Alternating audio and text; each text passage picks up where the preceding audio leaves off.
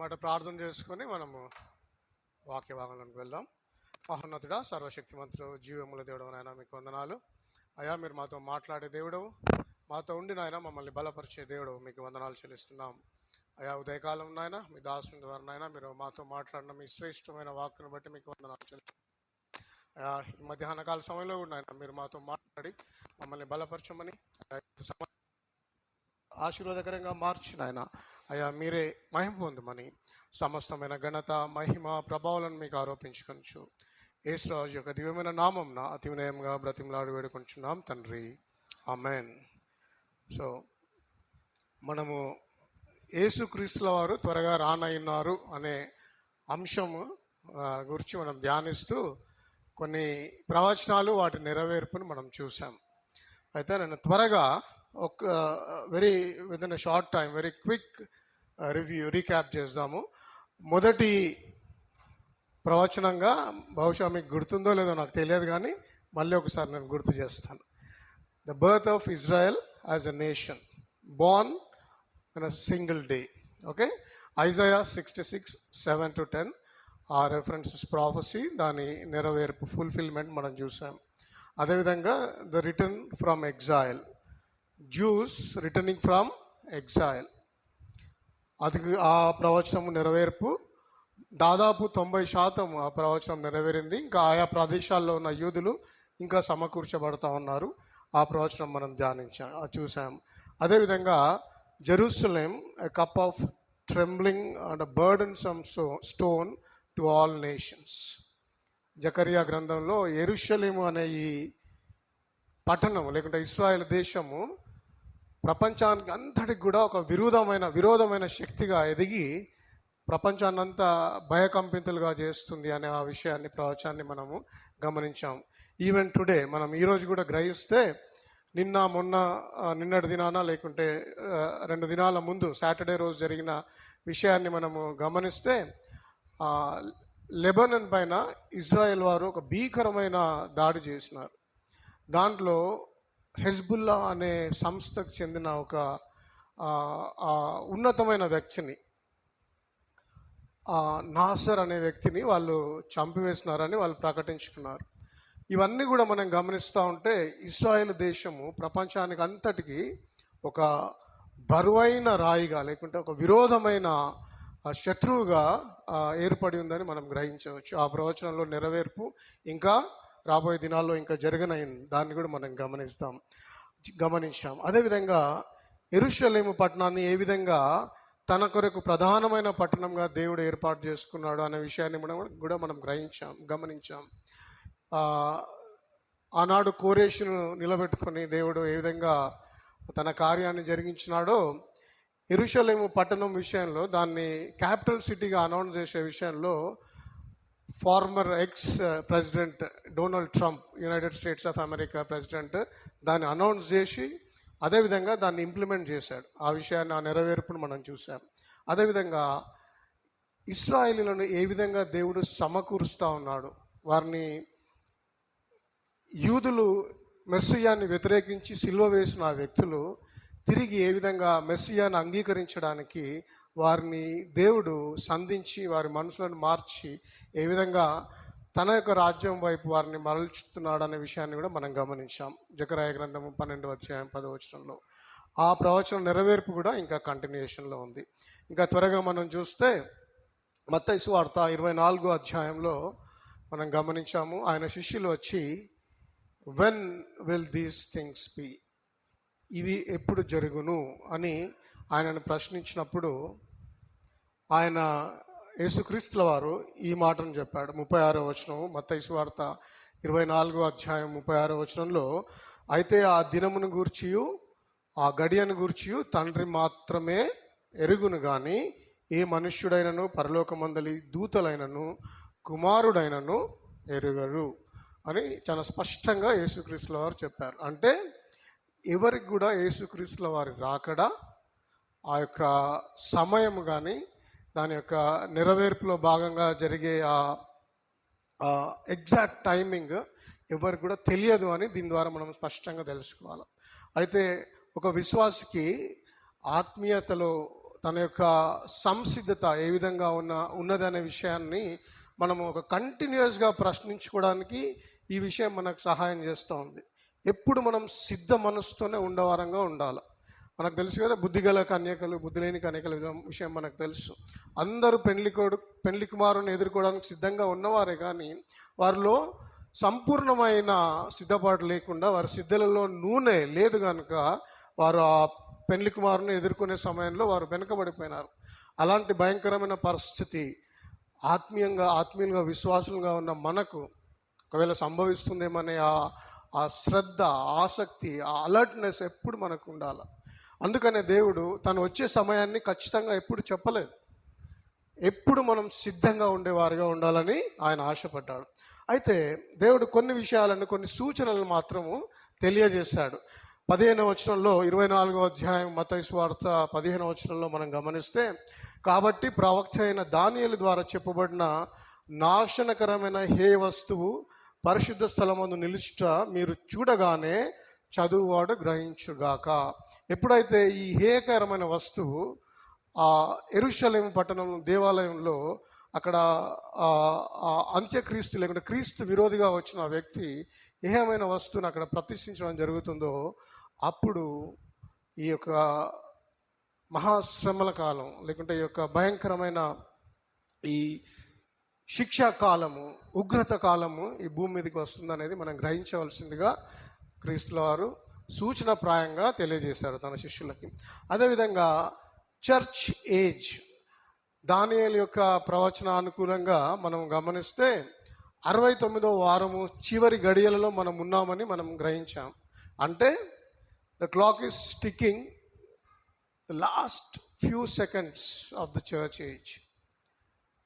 Church ఏజ్లో భాగంగా ఉన్నటువంటి ప్రణాళిక, దేవుని సమయానుకూలంగా చివరి క్షణాలలో మనం ఉన్నామనే విషయాన్ని మనము గ్రహింపగలిగి ఉండాలి. దయచేసి 2వ తెస్సలోనికలకు రాసినటువంటి పత్రిక 2వ అధ్యాయము మొదటి 4 వచనాలను మనం గమనిస్తే, 4వ వచనంలో ఏది దేవుడు అనబడునో, ఏది పూజింపబడునో దానిని అంతటిని ఎదిరించుచు దానికంతటికి పైగా వాడు తన్ను తాను హెచ్చించుకొను. ఎవరంటే క్రీస్తు విరోధిగా వచ్చిన ఆ వ్యక్తి ఏది దేవుడు అనబడునో, ఏ విషయాన్ని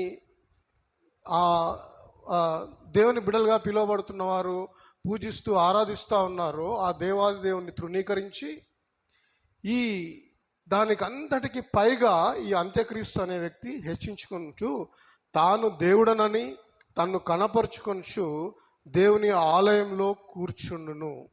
ఈ పరిస్థితి ఏర్పడినప్పుడు మనం గ్రహించవలసింది ఏంటంటే, ఆ సంఘము ఎత్తబడే సమయము వచ్చేసింది అనే విషయాన్ని మనం గమనంలోనికి తీసుకొని రావాలి. ఎప్పుడు ఆ సిద్ధ మనసును మనం కలిగి ఉండాలి. దయచేసి మనము దానియేలు యొక్క ఆ ప్రవచన భాగాన్ని కూడా మనం గమనిస్తే, దానియేలు గ్రంథము 9వ అధ్యాయం 27వ వచనంలో, అతడు 1 వారం వరకు అనేకులకు నిబంధనను స్థిరపరచును. అతడు అంటే ఈ అంత్యక్రీస్తు అనే వ్యక్తి 1 వారము దావీదు యొక్క దానియేలు యొక్క టైం లైన్ ప్రకారం మనము ఆ సమయాన్ని గమనిస్తే 1 వారము అనగా 7 సంవత్సరాలుగా మనం గమనించవలసింది. 1 వారం అంటే 7 సంవత్సరములు. అతడు 1 వారం వరకు అనేకులకు నిబంధనను స్థిరపరచును.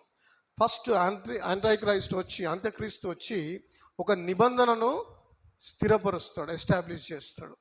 దాని తర్వాత అర్ధవారం అంటే ఆ 7 years టైంలో హాఫ్గా డివైడ్ చేస్తే 3.5 సంవత్సరాల తర్వాత వాడి యొక్క క్రూరత్వము లేకుంటే యాక్చువల్గా తనలోని ఉన్న ఉద్దేశాలన్నీ బయటపెట్టి దేవాలయంలో ఏకరమైన వస్తువును ప్రతిష్ఠించి నేనే దేవుడును, మీరందరూ నన్నే ఆరాధించాలి అనే ఒక నియమాన్ని, ఒక రూల్ని ఆయన స్థాపించిన ఉన్నాడు. దాన్ని ఎవరైతే నమ్మరో లేకుంటే ఎవరైతే ఇష్టపడరో వారందరినీ సంహరించడానికి ఆ అంత్యక్రీస్తు ప్రణాళిక కలిగి ఉన్నాడు. అయితే ఈ అంత్యక్రీస్తు ప్రకటించబడే సమయంలో సంఘంగా ఉండే మనము, దేవుని ప్రియులంగా, వధువు సంఘంగా దేవుడు సిద్ధపరిచిన మనము ఈ అంత్యక్రీస్తుతో ఉండుటకు దేవునికి ఇష్టం లేదు. అంటే సంఘం అంత్యక్రీస్తు యొక్క పాలన ఈ లోకంలో ఉండకూడదు అని దేవుని యొక్క ఖచ్చితమైన ప్రణాళిక కలిగి ఉన్నాడు. అందుకే ఆయన సంఘము ఎత్తబడుట, అంత్యక్రీస్తు యొక్క ప్రత్యక్షత రెండు ఒకే సమయాన జరగడానికి దేవుడు నిర్దేశించినాడు. ఎప్పుడైతే అంత్యక్రీస్తు అనేవాడు ప్రత్యక్షపరచబడతాడో, బయటికి వస్తాడో, ముందుకు వస్తాడో, అప్పుడు సంఘము లేకుంటే మనమంతా ఎత్తబడే వారమై ఉండి మేఘంలో మధ్యాకాశంలో ఆయనతో కలిసి ఆ గొప్ప విందులో పాలు పంచుకునే ఆ గొప్ప ఆధిక్యతను, ఆ గొప్ప ప్రివిలేజ్ని దేవుడు మనకు సంఘానికి అనుగ్రహించినాడు. ఆ విషయాన్ని మనము జాగ్రత్తగా గ్రహింపగలిగి ఉండాలి. ఇక్కడ మనం గమనిస్తే అర్ధవారంనకు 27 వచనము, అతడు ఒక వారం వరకు అనేకులకు నిబంధన స్థిరపరచును, అర్ధవారమునకు బలిని నైవేద్యమును నిలిపివేయును, హేయమైనది నిలిచి వరకు నాశనం చేయువాడు వచ్చును, నాశనము చేయువానికి రావాలని నిర్ణయించిన నాశనము ముగించే వరకు ఇలాగ జరుగును. దేవుడు ఏర్పాటు చేసిన ప్రణాళిక ప్రకారంగా సంఘం ఎత్తబడిన తర్వాత 3.5 సంవత్సరాలకు ఈ హేయమైన వస్తువు ప్రతిష్ఠింపబడి ఆ సమయం నుంచి అంత్యక్రీస్తు అనేవాడు పరిపాలించడం మొదలు పెడతాడు. అదేవిధంగా ప్రకటన గ్రంథము 13వ అధ్యాయం 5వ వచనంలో కూడా ఆ మార్క్ ఆఫ్ ద బీస్ట్ అంటారు. ఆ బీస్ట్ అనే ఆ వ్యక్తి లేక అంత్యక్రీస్తుగా పిలువబడే ఆ వ్యక్తి బయటికి వచ్చి డంబపు మాటలను, దేవదూషణలను పలుకు నోరు దానికి ఇవ్వబడను, మరియు 42 నెలలు తన కార్యము జరుప అధికారము దానికి ఏర్పాటు. ఆయన 42 నెలలు 42 నెలలు అంటే మనం క్యాలిక్యులేట్ చేస్తే ఎంత టైం అవుతుంది? ఎన్ని ఇయర్స్ అవుతుంది? 42 months. 42 నెలలు, 3.5 years ఎగ్జాక్ట్లీ. 3.5 సంవత్సరంలో ఆ మహాశ్రమల కాలం మొదలవబోతుంది. వాడికి అధికారము కేవలము 42 నెలలు మాత్రమే ఇవ్వబడింది. అంటే ఆ 3.5 సంవత్సరాలు భయంకరంగా భయంకరమైన పరిపాలనను వాడు అక్కడ జరిగిస్తాడు. ఒకవేళ మనము ఎవరమైనా సరే విడవబడిన వారమై సంఘం ఎత్తబడినప్పుడు యేసుక్రీస్తుల వారిని అంగీకరించకుండా విడవబడిన వారమై ఉంటే ఆ మహా ఉగ్రత, ఆ భయంకరమైన ఆ శ్రమను మనం తట్టుకోలేం. ప్రియులారా, దేవుడు మనల్ని ముందే మనల్ని హెచ్చరిస్తూ మనల్ని సిద్ధపరచడానికి గొప్ప ప్రణాళికను దేవుడు మన పట్ల కలిగి ఉన్నాడు.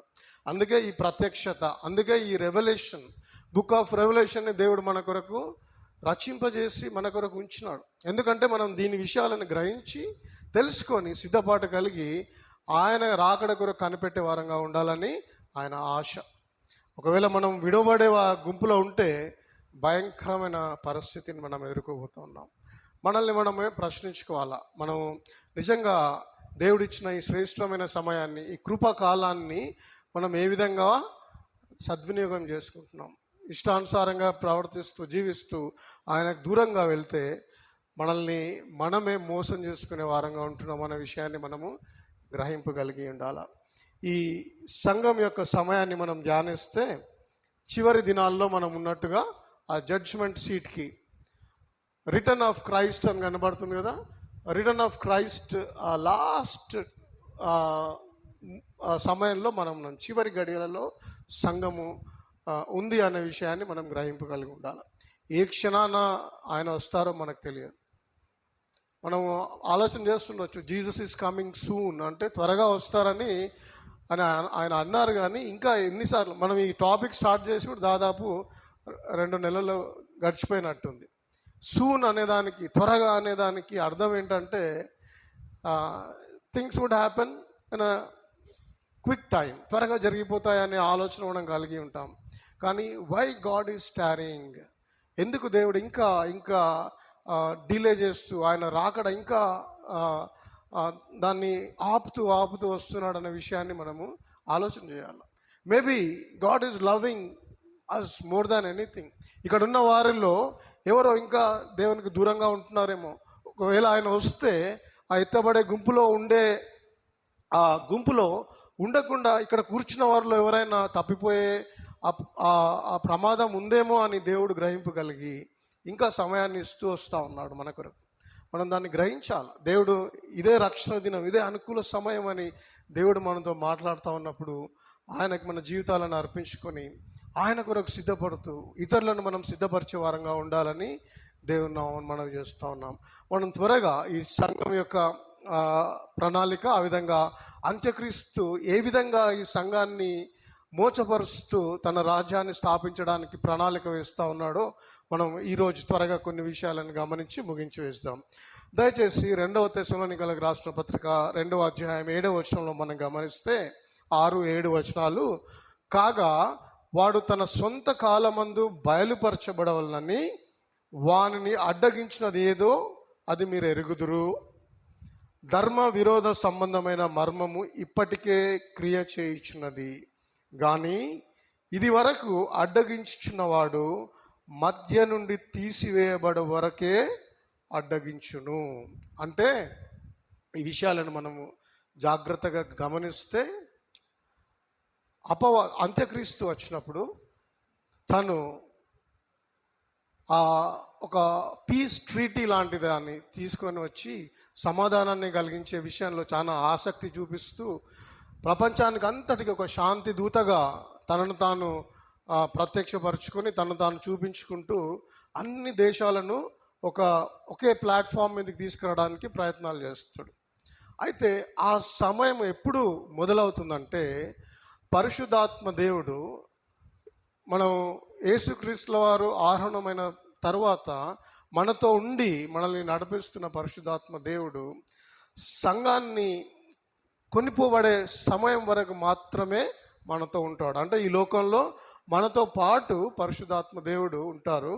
ఎప్పుడైతే ఈ సంఘం ఎత్తబడుతుందో పరిశుద్ధాత్మ దేవుడు కూడా ఈ లోకాన్ని లేకుంటే ఈ భూమిని విడిచి మనతో పాటు సంఘంతో పాటు పైకి వచ్చే ఆ ప్రణాళికను దేవుడు కలిగి ఉన్నాడు.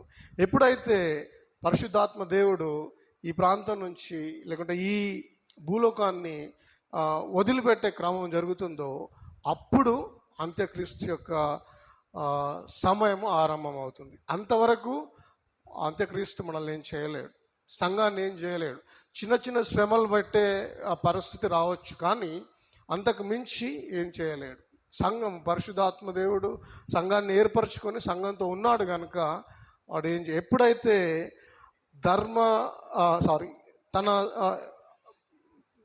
వాడు తన సొంత కాలమందు బయలుపరచబడవలనని వానిని అడ్డగించినది ఏదో మీరు ఎరుగుదురు.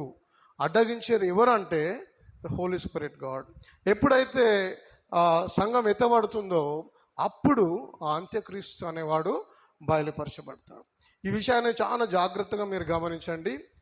Appearance of the anti Christ, అపవాది అంత్యక్రీస్తు ఎప్పుడైతే బయలుపరచబడతాదో అదే సమయంలో సంఘం ఎత్తబడడం జరుగుతుంది. Appearance and disappearance. సంఘం డిసపియర్ అవుతుంది, అంత్యక్రీస్తు అనేవాడు బయలుపరచబడతాడు. ఈ రెండు విషయాలను మీరు చాలా జాగ్రత్తగా గమనము కలిగి ఉండాలని మనవి చేస్తూ ఉన్నాను. అయితే ఈ అంత్యక్రీస్తు అనే వ్యక్తి ఏ విధంగా ఈ ప్రపంచాన్ని మోసం చేయడానికి ప్రణాళిక వేస్తూ ఉన్నాడో మనము త్వరగా ఈరోజు సెషన్లో మనం గమనిస్తాం. 2వ తెస్సలోనికలకు రాసిన పత్రిక 2వ అధ్యాయం 7వ వచనం ఏమంటుందంటే, for the mystery of lawlessness is already at work. ఇక్కడ గమనిస్తే ధర్మ విరోధ సంబంధమైన మర్మము ఇప్పటికే క్రియ చేయుచున్నది. ఇప్పటికే క్రియ చేయుచున్నది అంటే ఈ మర్మము, ధర్మ విరోధ సంబంధమైన పని, ఆ ప్రణాళిక ఏదైతే జరుగుతూ ఉందో that is already at work. అంటే అపవాది ఎంతో కాలం నుంచి ఈ ప్రణాళికను రచిస్తూ ఏ విధంగా సంఘాన్ని డిసీవ్ చేయాలా, ఏ విధంగా సంఘాన్ని మోసం చేయాలనే ఆలోచనలో భాగంగా ఎన్నో స్ట్రాటజీస్, ఎన్నో దురుద్దేశాలతో ఎన్నో ఐడియాస్ని వాడు క్రియేట్ చేస్తూ ఉన్నాడు. ఆ విషయాన్ని ఇక్కడ చూపిస్తూ ధర్మ విరోధ సంబంధమైన మర్మము ఇప్పటికే క్రియ చేయుచున్నది. అంటే ఇట్స్ ఆల్రెడీ అట్ వర్క్. ఆ క్రియ ఏ విధంగా జరుగుతున్నా అనే విషయాన్ని మనము త్వరగా గమనిస్తాం. How the antichrist is preparing the world to accept him. అంత్యక్రీస్తు అనే వ్యక్తి వస్తాడు.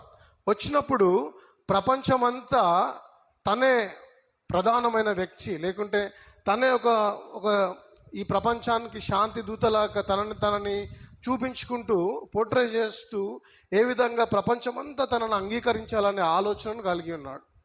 దాని కొరకని ఆల్రెడీ ఈజ్ అట్ వర్క్. ఈ పదం కనపడుతుంది కదా, ద వన్ వరల్డ్ ఆర్డర్. అంత్యక్రీస్తు వచ్చినప్పుడు ఈ డిఫరెంట్ గవర్నమెంట్స్, మన ఫార్మ్ ఆఫ్ గవర్నమెంట్ ఏంటి? డెమోక్రటిక్ కదా, democratic form of government. We are democrats కదా, డెమోక్రసీయా మనది, యా. సో ఇంకా వేరే కొన్ని రిలీజన్ బేస్డ్ గవర్నమెంట్స్ ఉంటాయి. ఇస్లాం స్టేట్స్ ఉన్న రిలీజన్స్ ఇస్లామిక్ స్టేట్స్ లాగా గవర్నమెంట్స్ లాగా పిలువబడతాయి.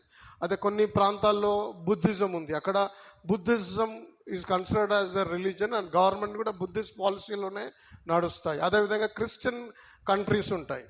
ఆ పలు మతాలకు సంబంధించి ఆధారంతో ఏర్పడిన ఈ గవర్నమెంట్స్ అన్నీ కూడా కూలిపోయి వన్ వరల్డ్ ఆర్డర్ అనేది ఫామ్ అవబోతుంది.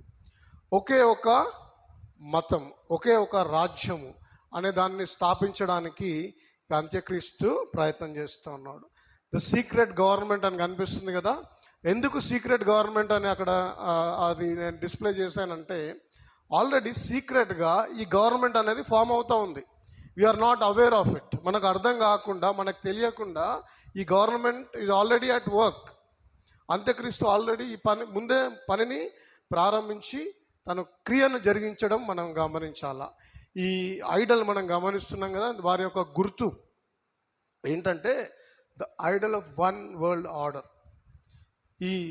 ఈ గుర్తును వారు పెట్టుకొని ఆ సంస్థను స్థాపించి వారి యొక్క కార్యాలను జరిగిస్తూ ఉన్నారు. దయచేసి మీకు అది క్లియర్గా కనపడదు ఈ పిక్చర్, కానీ నేను చదవడానికి ప్రయత్నం చేస్తాను, మీరు గమనించండి. ద న్యూ వరల్డ్ ఆర్డర్ అనే ఈ యొక్క బైలాస్ కానీ ఈ యొక్క రూల్స్ అండ్ రెగ్యులేషన్స్ 1989లో వీళ్ళు దాన్ని సిద్ధం చేసి పెట్టినారు. అక్కడ ఏముందంటే మనం జాగ్రత్తగా గమనిస్తే, first point I will read from here. Homosexual marriages will be legalised. Parents will not be allowed to raise their children. Homosexual marriages అంటే మనకు అందరికీ తెలుసు, దాదాపు అందరికీ తెలుసు, ఎల్జిబిటి కమ్యూనిటీస్ అవి లీగలైజ్డ్ చేయబోతున్నారని 1989లోనే వాళ్ళు ఆ ప్రణాళికను రచించుకున్నారు. దానిలో భాగంగా ఆఫ్ లేట్ రీసెంట్గా మన ఇండియా, భారతదేశం ఎంతో సాంప్రదాయబద్ధంగా ఉండే మన భారతదేశంలో కూడా ఈ పరిస్థితి యాక్సెప్ట్ చేయడం జరిగింది కదా. Parents will not be allowed to raise their children. తల్లిదండ్రులు వారి పిల్లలను పెంచడానికి అనుమతి లేదు. ఆల్రెడీ పాశ్చాత్య దేశాల్లో తల్లిదండ్రులకు చాలా లిమిటేషన్స్ ఉంటాయి. వాళ్ళని కొట్టడానికి కానీ, వారిని గట్టిగా ఏమైనా గద్దించి కరెక్ట్ చేసి ఆ పర్మిషన్స్ లేకుండా అయిపోయినాయి ఆల్రెడీ. మీరు అమెరికాలో కానీ, నార్వే అలాంటి యూరోపియన్ కంట్రీస్లో తల్లిదండ్రులు పిల్లలను శిక్షించాలంటే భయపడుతూ ఉంటారు. మీకు తెలుసా, స్కూల్లోనే వాళ్ళకి నేర్పిస్తారు.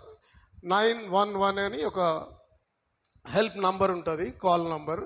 ఎనీ ఎమర్జెన్సీ, ఎనీ సిచ్యుయేషన్ వాళ్ళు 911 డయల్ చేసి, మై మదర్ ఈజ్ అబ్యూజింగ్ మీ, నా తల్లి నన్ను కొడుతుంది, లేకుంటే నా మదర్ నన్ను తిడుతుంది అని వాళ్ళు కంప్లైంట్ చేస్తే పోలీస్ వాళ్ళు వచ్చి వాళ్ళని తీసుకొని వెళ్ళిపోతారు. అలాంటి భయంకరమైన పరిస్థితిలో ఈ లోకం ఉంది.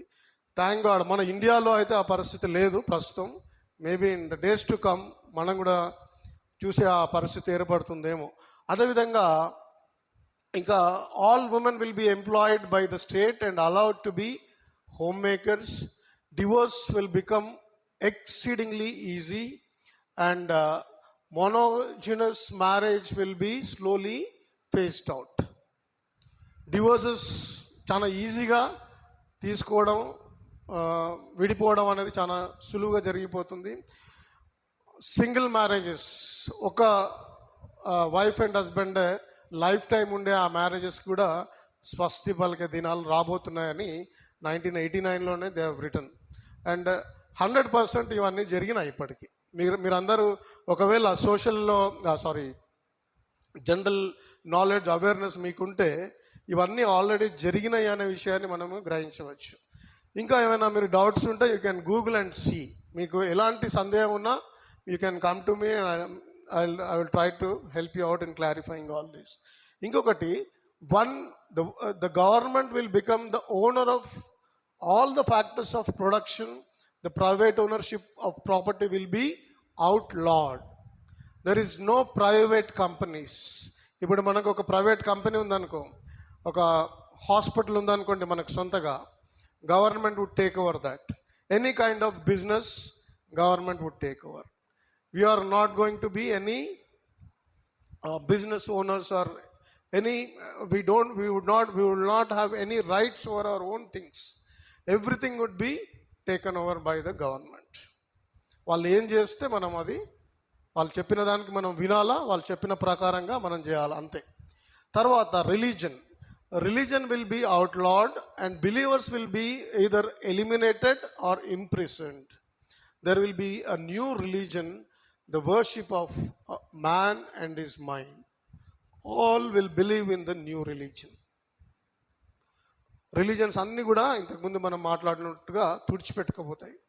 ఎలాంటి మతం అనేదే ఉండదు. ఒకవేళ నువ్వు బిలీవర్ అయితే నిన్ను ఇదర్ చంపేయడం జరుగుతుంది, లేదంటే నిన్ను జైల్లో పెట్టడం జరుగుతుంది. ఈ రెండే.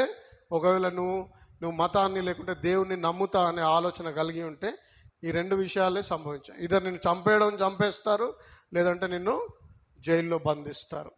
కేవలం ఒకే ఒక వ్యక్తిని ప్రపంచం అంతా కూడా దేవునిగా ఆరాధించినదని ఈ వన్ వరల్డ్ రిలీజన్ అనే ఈ ప్రణాళిక చాలా కాలం కిందనే ఈ అంత్యక్రీస్తు రచించి దాన్ని ఎగ్జిక్యూట్ చేస్తూ వస్తూ ఉన్నాడు.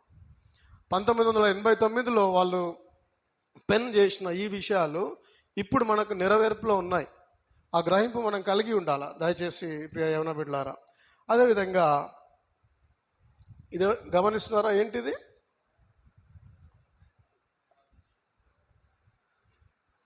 ₹1, $1 కదా, $1. ఓకే, ఇక్కడ జాగ్రత్తగా మనం గమనిస్తే ఇక్కడ ఇల్యూమినాటి అని ఉంటుంది. ఇక్కడ ఒక కన్నుండి దాని చుట్టూ ఇట్లా ప్రకాశంగా షైన్ అవుతుంది కదా, this is called as Illuminati. Okay, దీనిలోని సీక్రెట్ లేకుంటే దీనిలోని వారి ఉద్దేశం ఏంటో మనం గమనిస్తే, అక్కడ 1776లో అమెరికాకు ఇండిపెండెంట్ స్టేట్గా, కంట్రీగా డిక్లరేషన్ వచ్చింది. That was in the year 1776. అప్పుడు వారి కాంగ్రెస్లో ఉన్న ఒక ప్రధానమైన వ్యక్తి, చార్ల్స్ థామ్సన్ అనే వ్యక్తి, ఈ రెండు విషయాలు, ఈ కాయిన్ని వాళ్ళు డిజైన్ చేసి అన్యట్ కోఎప్టిస్ అనే ఆ పదాన్ని అక్కడ వాళ్ళు ఎన్క్రిప్ట్ చేసి పెట్టినారు. దాని అర్థం ఏంటంటే, God has favoured our undertakings. మేమేమైతే తలపెడుతున్నామో వాటిని దేవుడు ఆమోదించినాడు, దేవుడు అప్రూవ్ చేసినాడు అని వారు ఒక ఆలోచనతో దాన్ని ఆ విధంగా దానిపైన ముద్రించి పెట్టినారు. అదేవిధంగా దాని కింది వైపు మనం గమనిస్తే ఇక్కడ దీని కింద నోవోస్ ఆర్డో సెక్లోరం అని వాళ్ళు ఆనాడే 1776లోనే వాళ్ళు అది డిజైన్ చేసి ఆ ఆలోచనను అక్కడ ముద్రించినారు. దాని అర్థం ఏంటంటే, a new order of the ages. ఇంకో విధంగా ఆలోచన చేస్తే, ఒక క్రొత్త ప్రపంచాన్ని వాళ్ళు సృష్టించడానికి ఆనాడే ప్రణాళిక కలిగి ఉన్నారు. మీకు ఇంకా క్లియర్గా అర్థం కావాలని నేను నా దగ్గర ఒక $1 ఉంటే అది తీసుకొని వచ్చాను. You can come and see, touch, feel and see what exactly it is written on this. ఏ విధంగా అంత్యక్రీస్తు ఆ ప్రణాళికను కలిగి ఉన్నాడు అనే విషయాన్ని మనం గ్రహింపు కలిగి ఉండాలి. దేవుడు మనకు కొన్ని విషయాలను బయలుపరుస్తున్నప్పుడు మనం నిర్లక్ష్య పెట్టకూడదు. దయచేసి ప్రియ సంగమ, ప్రియ యవన బిడ్డలారా, ఇంకొక విషయాన్ని అంత్యక్రీస్తు యొక్క ఆ ప్రణాళికలో భాగంగా RFID అని అంటారు, రిమోట్ ఫ్రీక్వెన్సీ ఐడెంటిఫికేషన్ చిప్. ఎవరైనా ఈ చిప్ విషయం ఎవరైనా గమనంలో ఉందా? ఎవరైనా తెలుసా ఈ చిప్ విషయం? RFID chips. అయితే మనకు తెలియకుండానే ఇవి ప్రాక్టీస్లో ఉన్నాయి. మనం ప్రకటన గ్రంథంలో, సరే దయచేసి ఫస్ట్ ఈ వీడియో గమనిద్దాం మనం.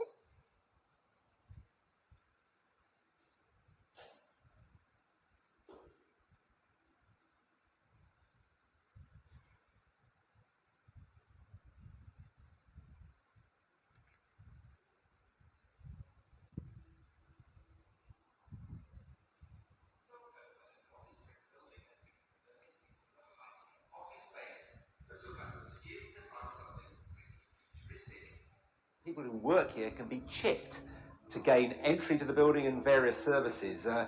I've just been chipped myself. It's not a painless process, but it doesn't last too long, not too difficult. Minor surgical procedure, which basically involves a little chip the size of, I suppose, of a grain of rice being inserted under your skin. And you can then go off and have it programmed and then do various things inside the building.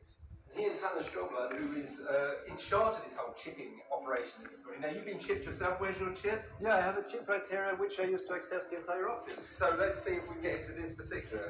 This is how I do it. Okay. No need for passcodes. And we're in. So, what else can you use this for? Oh, I open the front door, I open various office rooms, I unlock my smartphone, my computer, I unlock my bike, all kinds of things that are now part of the greater connected Internet of Things.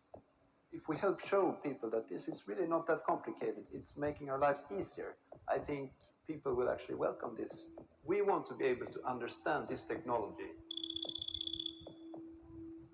before big corporates and big government come to us and say, hey, everyone should get chipped, the tax authority chip, or the Google chip, or Facebook chip.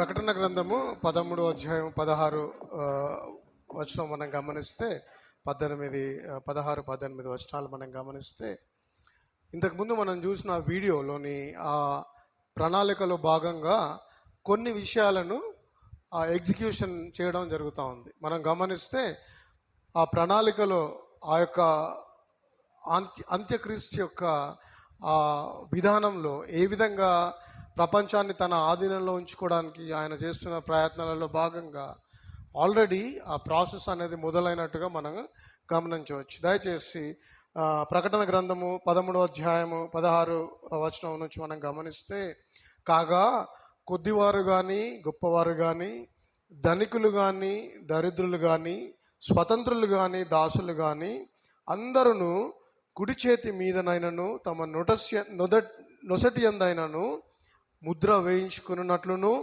ఆ ముద్ర అనగా ఆ మృగము పేరైనను దాని పేరిట సంఖ్య అయినను గలవాడు తప్ప క్రయ విక్రయములు చేయుటకు మరి ఎవనికి అధికారం లేకుండానట్లు అది వారిని బలవంతం చేయుచున్నది. బుద్ధి గలవాడు ఆ మృగం యొక్క సంఖ్యను లెక్కింపనింపు. అది ఒక మనుష్యుని సంఖ్యయే. ఆ సంఖ్య 666. ఇందులో జ్ఞానము కలదు. అయితే ఈ అంత్యక్రీస్తు అనేవాడు వచ్చిన తర్వాత క్రయ విక్రయాలు ఏ విషయంలోనైనా, మనం ఏదైనా కొనుక్కోవాలన్నా, లేకుంటే మనం ఏమైనా అమ్మాలన్నా, మనం ఏమైనా ప్రయత్నాలు చేయాలన్నా, ప్రతిదీ కూడా వాడి ముద్రించిన ఆ ముద్ర పైనే ఆధారపడి ఉంటుందనే విషయాన్ని చాలా మనం గ్రహింపగలిగి ఉండాలి. ఆ ముద్ర లేనివారు, లేకుంటే ఆ సంఖ్య లేనివారు ఎలాంటి క్రయ విక్రయాలు చేయడానికి అర్హత లేదు. ఈ ప్రణాళిక కూడా వాడి నెరవేర్పులో భాగంగానే ఈ RFID remote frequency identification chip అనేది ఆల్రెడీ ప్రయత్నం చేసి దాదాపు యూరోపియన్ కంట్రీస్లో చాలా మటుకు వెస్టర్న్ యుఎస్లో కూడా చాలా ఎక్స్పెరిమెంట్స్ జరిగినాయి. ఇంతకుముందు మనం వీడియోలో చూసిన విధంగా వాళ్ళు ఆ చిప్ని లోపల ఇన్సర్ట్ చేసుకొని బ్రెస్ట్ పైన వాటి ద్వారానే వారు యాక్సెస్ అన్నీ చేయడం మనం చూసాం. అది 100% ఇంప్లిమెంట్ చేయబడబోతుంది. Half the work is done. సగం పని వాడు ఆ మర్మమైనది ధర్మ విరోధ సంబంధి అయిన క్రియ, ఆ మర్మము ఇప్పటికే క్రియ చేయుచున్నది అనే ఆ వాక్యంలోని ఆ నెరవేర్పు భాగంగానే already this work is half done. అన్నీ సిద్ధపాటు చేసేసుకుంటున్నాడు, రెడీ అయిపోయినాయి. మీకు తెలుసో లేదో, మీకు ఆ గ్రహింపు కలిగి ఉన్నారో లేదో కానీ వాట్ ఈస్ దిస్?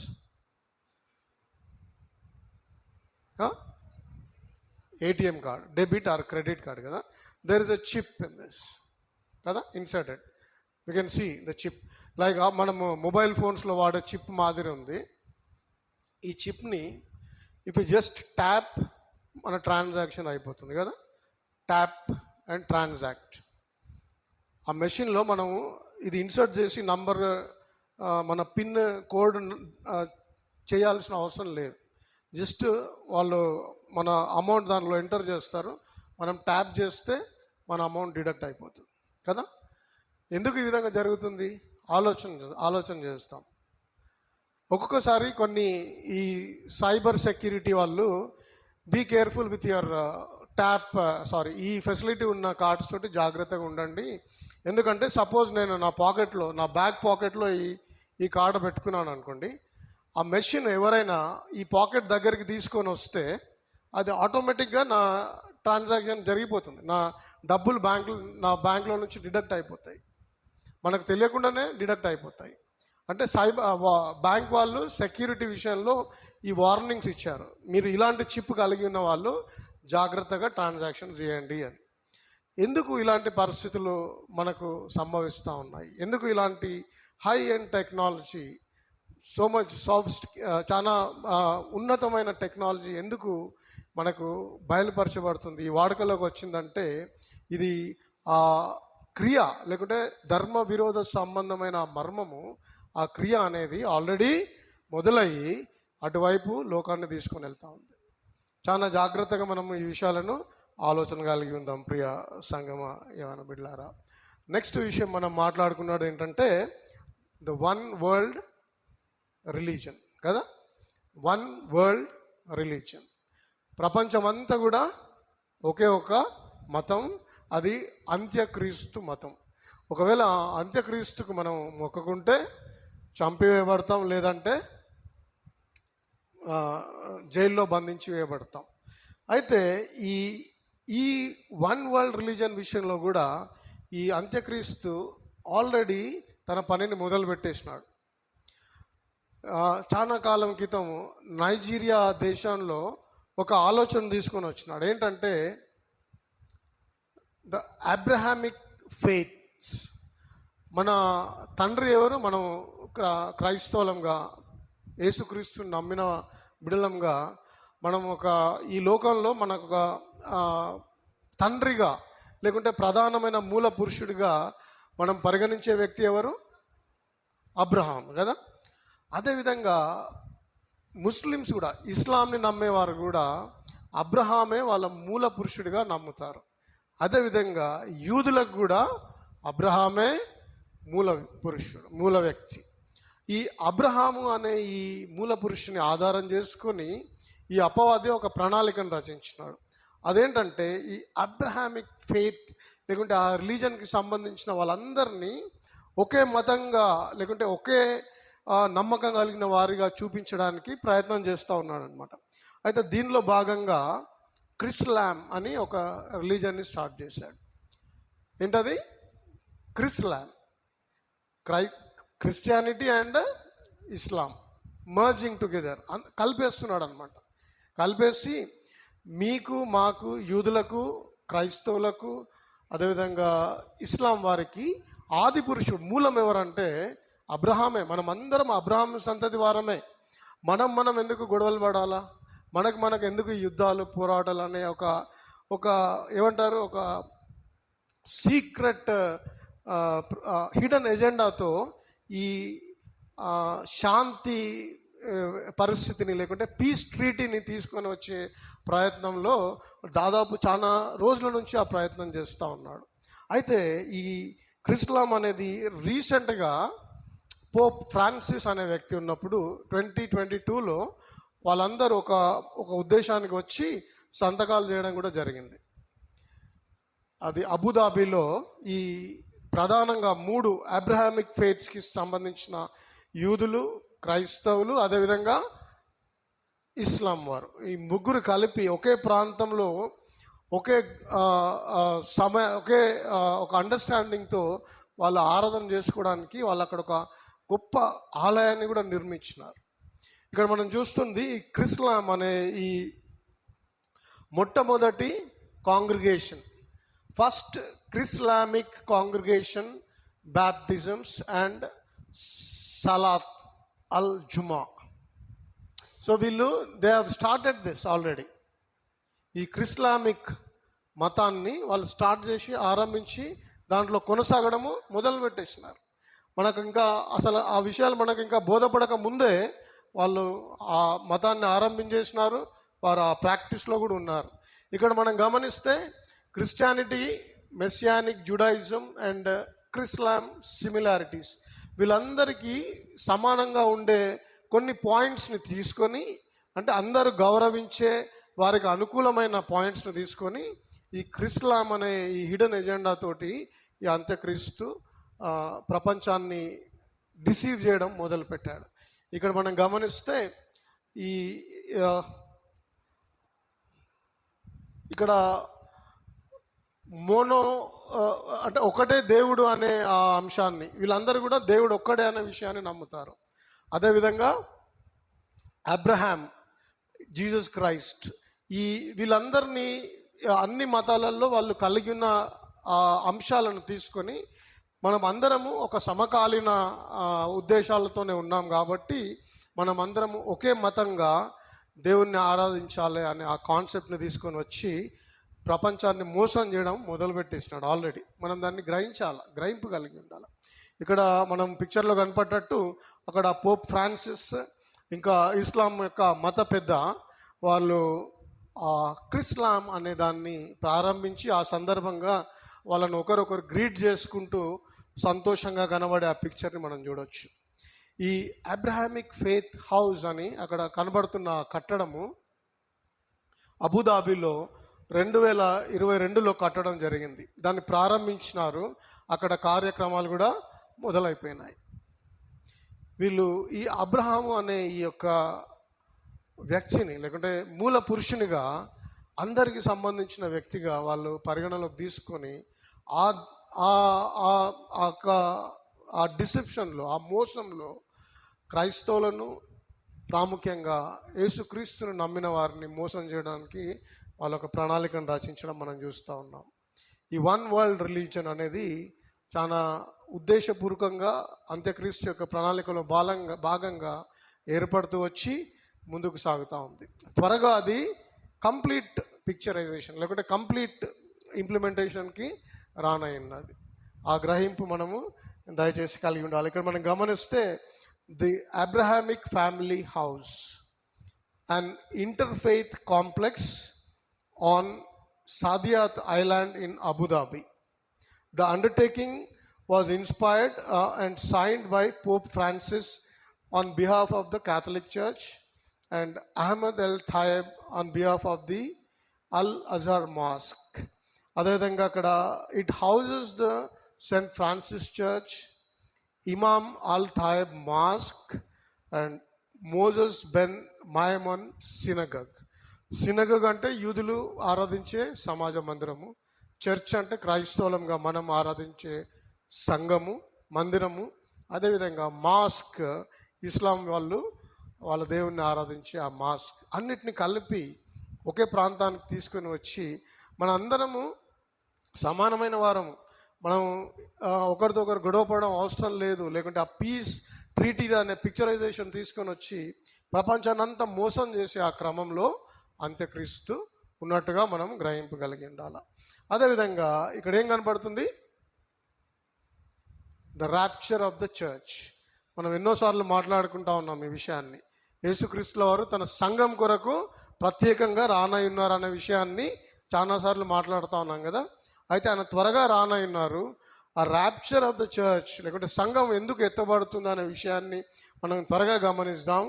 మొదటి తెస్సలోనికైలకు రాసిన పత్రిక 4వ అధ్యాయము 16-17 వచనాలలో ఆర్భాటంతోనూ ప్రధాన దూత శబ్దంతోనూ దేవుని బూరతోనూ పరలోకం నుండి ప్రభు దిగివచ్చును, క్రీస్తునందుండి మృతులైన వారు మొదట లేతురు, ఆ మీదట సజీవులమై నిలిచియుండు మనము వారితో కూడా ఏకముగా ప్రభువును ఎదుర్కొనుటకు ఆకాశ మండలమున మేఘముల మీద కొనిపోబడుదుము, కాగా సదాకాలము ప్రభువుతో కూడా ఉందుము. ఇది సంఘానికి దేవుడు కలిగిన గొప్ప ప్రణాళిక.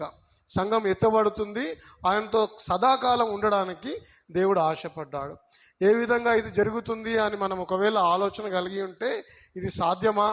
మానవులంగా మనం శరీరంలో ఉన్న మనము ఏ విధంగా ఎత్తబడతాం అనే ఒక సందేహం మనకుంటే, హానోకు గురించిన విషయం మనకు తెలుసు. ఏ విధంగా హానోకు దేవునితో కూడా నడిచి వెళ్ళిపోయినాడు.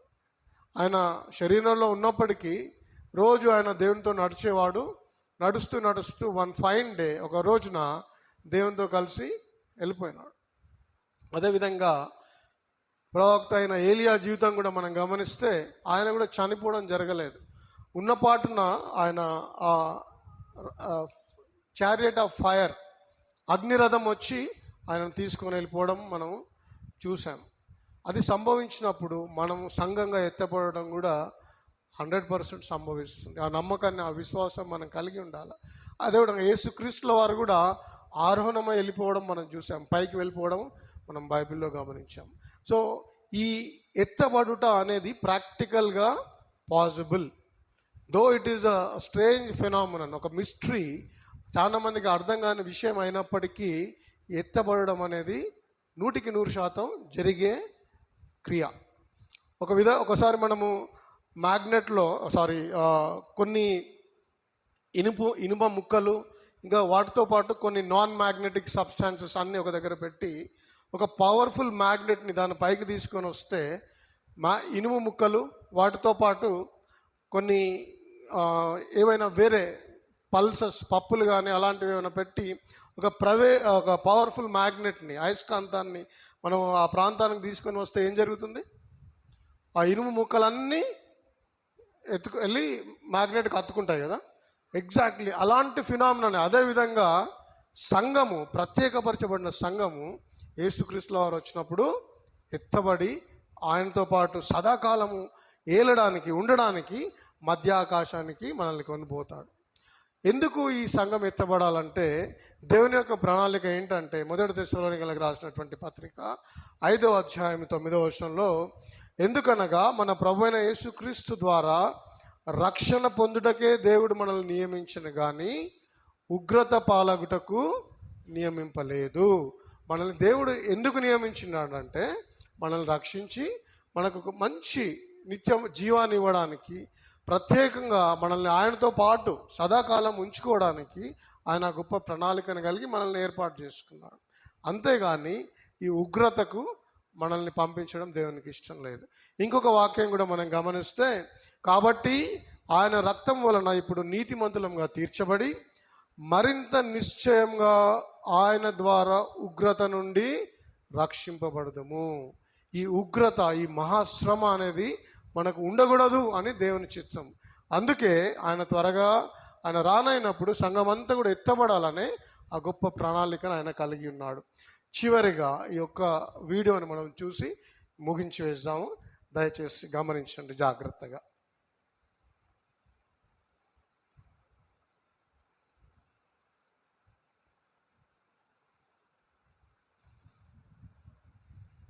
Are you ready?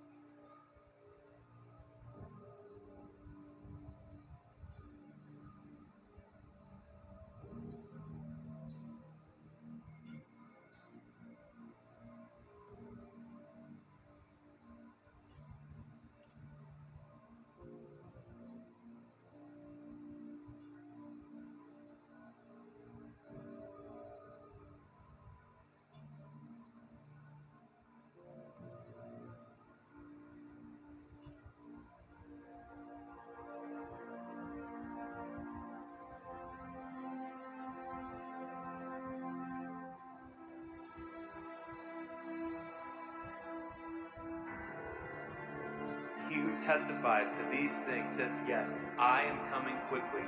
Amen. Come, Lord Jesus.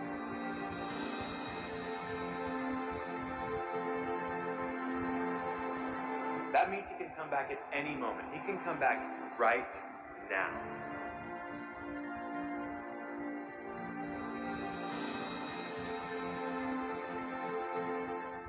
He's coming quickly. It'll happen in the blink of an eye. We'll be caught up with him in the air. Notice that he says, I'm coming quickly. And the believer says, Amen, come soon. Is that what you are saying? Is that your heart's cry?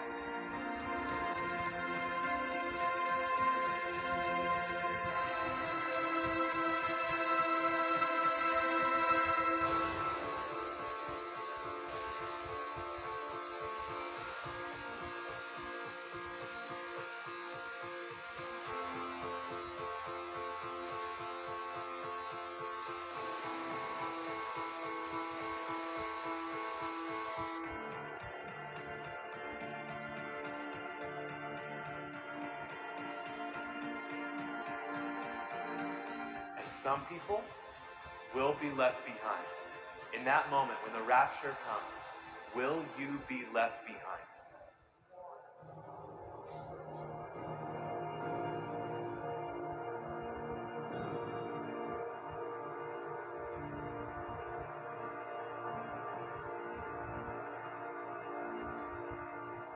So the question is, are you ready? Are you ready?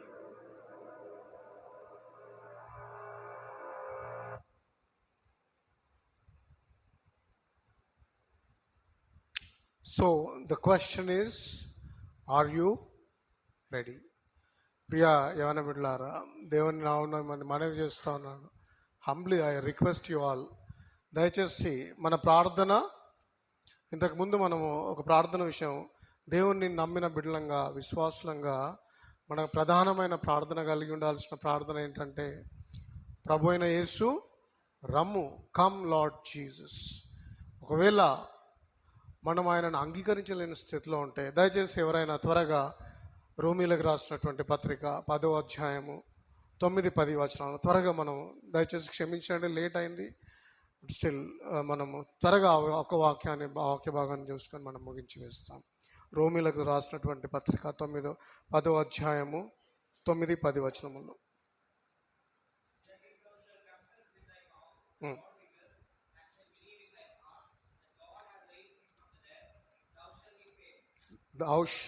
Thou shall be saved.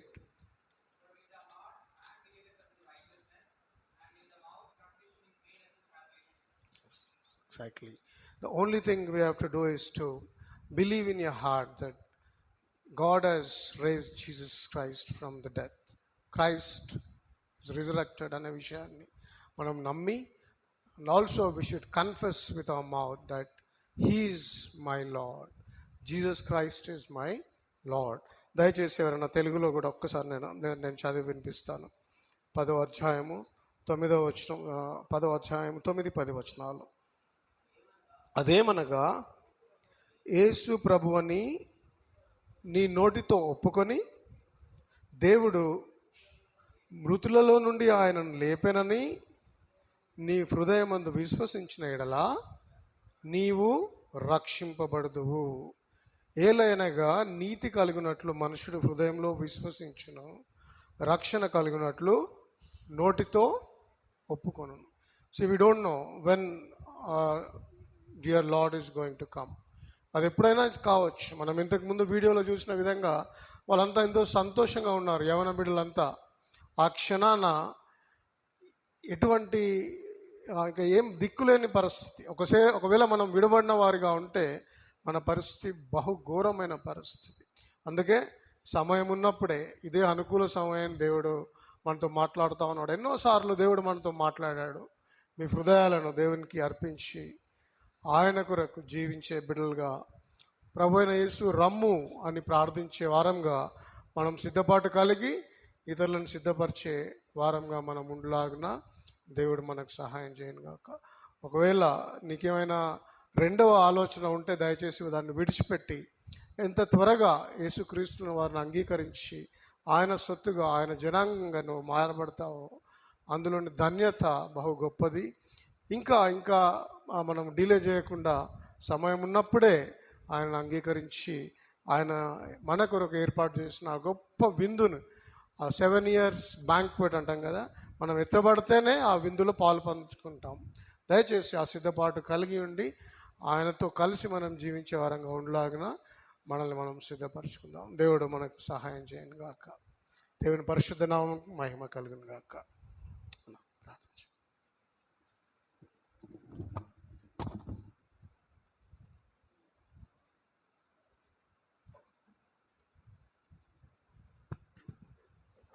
ప్రార్థన చేస్తాం. దయచేసి మోకరించండి, ప్రార్థన చేద్దాం.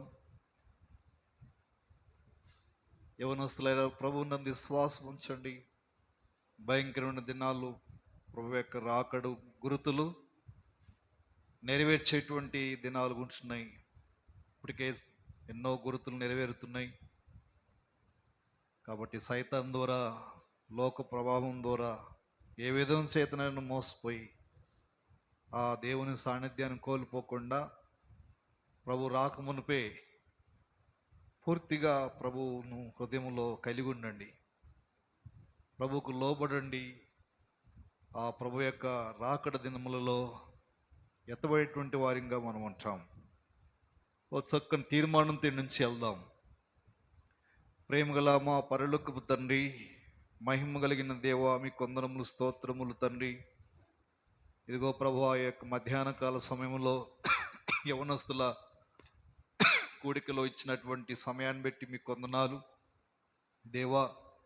ప్రభు యొక్క రాకడ గురించి, ప్రభు అయిన యేసు త్వరగా రమ్ము అని మీ వాక్యం రాయబడిగా దేవా, సిద్ధపడిన వారు అలాగ చెప్పాలని మీ వాక్యం చదివిస్తుంది తండ్రి. అనగా ప్రభు రాకడ సమీపిస్తున్న గుర్తులన్నీ గుర్తించి చక్కగా సిద్ధపడటానికి సహాయం చేయమని వేడుకుంటున్నాం.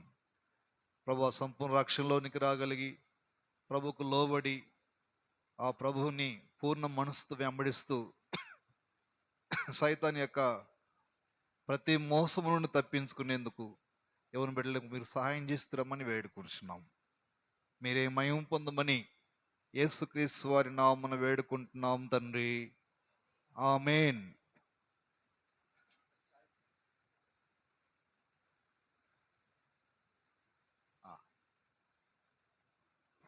ఛాయ్ వస్తారు. ఛాయ్ తీసుకున్న తర్వాత యవనస్తులైన యవన బాయ్స్, యవన సహోదరులు రేపు VBSలో వంట చేయటానికి పొయ్యిరాలు లేవు. కాబట్టి కొంత కంకరు, సిమెంట్ కలిపి ఒక ఇనుప డబ్బాలో